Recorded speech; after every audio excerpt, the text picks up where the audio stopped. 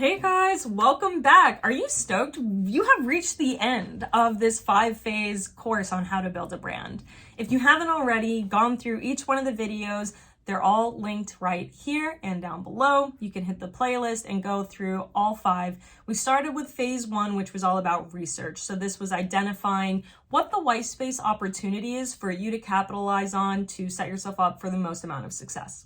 The second phase was strategy, and this was really creating a skeleton that was unique to you and your brand by identifying how it looks and feels and sounds. And we threw that together in our phase 3 identity work, which was creating a logo and identifying a color palette and photo direction.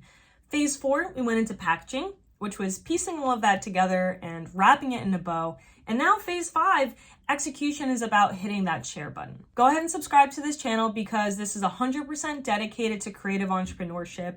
As you go along this journey, I want you to come back and drop in the comments any questions that you have or topics that you want to get covered, because I'm here to share not only my experiences, but tap into my network of fellow creative entrepreneurs to answer these questions and shine a little bit of light a couple of steps down the road from where you are right now. So now that you've subscribed, we're going to go ahead and dive into our final phase of this series, phase 5, execution.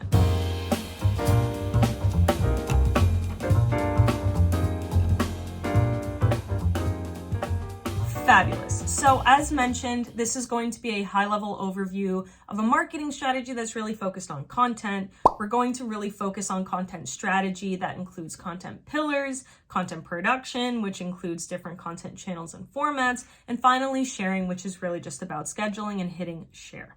Everything that we do needs to be strategically informed. If we're just pulling a pretty visual out of the ether and hitting share, there is 9 times out of 10 going to be a disconnect emotionally between the brand and the viewer, because they won't understand what you're trying to communicate. So when it comes to content strategy, it's important to identify what types of content are going to be the best vehicles for your storytelling. So these types of content can be videos and photos, different graphics, but also on which channels do they perform best on. So this is, not only social media platforms, but this is offline too, like billboards or subway ads, guerrilla marketing, that type of stuff. Because we want to create the highest level of brand exposure for you to get new customers to become existing customers, and most importantly, to create a loyal community through really strong messaging and engagement. Community is underscored here because it's the best way to think about your audience, your consumers, your customers. Considering people are consumers, if you just deem them as consumers, you're kind of stripping them of the humanity, and in doing so creates an emotional disconnect between how you communicate with them. So remember, people are at the center of your business, not consumers. So treat people like people, with the understanding that a group of people are coming together to rally behind your brand because they believe in the value that you are bringing to them. They believe in what you stand for and where you're going, and they want to come with. So always keep your community at the center of everything that you do, because our job as founders is to add the most amount of value into our community's world. So community is always top of mind. Content pillars are key themes and topics that you can focus your content on that give you a sense of direction. The best way to tie in your offering with these different content pillars is also to reflect back onto your tone of voice.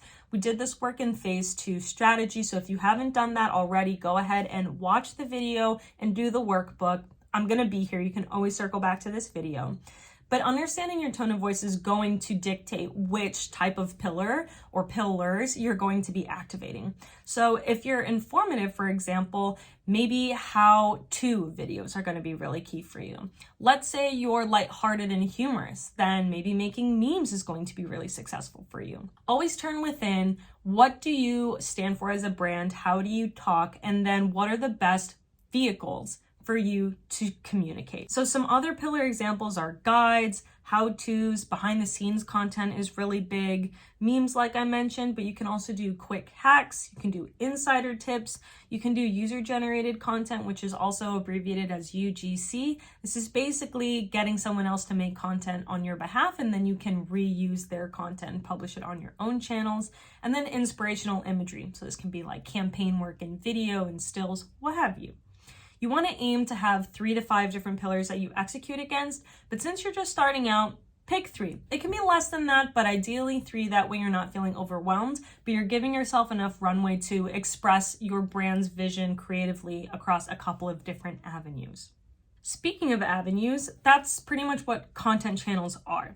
These are the platforms in which your content lives, but it's not just online, it's offline too. So again, think about who is your audience? Where does your community live? Do they live in Los Angeles and drive around and look at billboards all day? Maybe out of home could be an interesting avenue for you to explore. Do they live in New York and ride the L into Bushwick? Okay, well, there's subway ads that you can activate, or they're scrolling on TikTok and Instagram, so those channels make a lot of sense. Or maybe they live in Denver, Colorado, and they love to go on long hikes with their dog and they listen to podcasts as they do it. So maybe a podcast channel would be really good for you to consider. Again, name of the game here is community. Where are they? What do they consume? And how can you participate? That leads us perfectly into content production. So as the name suggests, this is the production, the creation, the materialization of your content ideas into digital/physical form. So when it comes to producing content, it will come to light in terms of content formats. So this is a different type of content that you make. This is videos, blog posts, static images, anything. And since you've identified where your community lives, this will help you identify the types of formats that you want to create content for. But at the end of the day, guys, content is the wild, wild west. Like, you can do whatever you want. And this is the most fun part of expressing your brand. Arguably, this is the most creative outlet that you have for your brand to exist on. So have at it, have fun, be ready to learn as well. Not everything is like set in stone, but at the end of the day, you always want to make sure that you're staying true to your brand. So if you find yourself getting overwhelmed with all the different types of content you can make, reflect back onto the brand strategy work that we did in phase 2 and packaged up in phase 4, and make sure that you're just kind of checking yourself. Oh yeah, is this more humorous when we're really more intellectual? Is this a little bit too lighthearted for us? Are we a little bit more serious? Things can kind of ebb and flow and evolve, but make sure that you're staying true to the DNA of your brand throughout. You also want to prepare a mix of different formats. There's this nauseating phrase in marketing that's called surprise and delight. This essentially is like always keep them guessing type energy. So create content that is fun and unexpected if you can. Again, don't put too much pressure on yourself. Have fun with it. People are going to be excited to see what you put out anyway. But as you start to gain your footing and feel more comfortable, you can start mixing it up a little bit more. So consider different content formats like video, there's written content, and there's graphics as well. At the end of the day, always keep in mind that it's good to set your goals really high. Doesn't mean you need to achieve them immediately, because some things take longer than others to materialize. Have them written down, and this is going to be in our phase 5 workbook, but have those goals written down and just kind of backtrack and say, okay, what are all the little elements that I need to get there? And that leads us really nicely into our content calendar. This is an obvious one. This is basically the plan of attack in creating your content and pressing publish. This can be done with so many different templates online. You can do it yourself. You can use Canva or any other tool. We also have it in our phase 5 workbook, which is linked down below.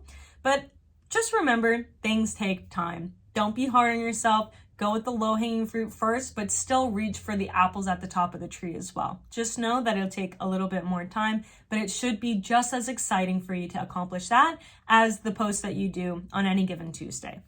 So guys, I did say that this was going to be short and sweet, and it very much is that. Now that we have wrapped up phase 5, the workbook is linked down below for you to take this on yourself. In this workbook, we go through each one of the elements that we hit in our video today, but with like a very healthy amount of questions to help prompt you to apply this to your unique brand.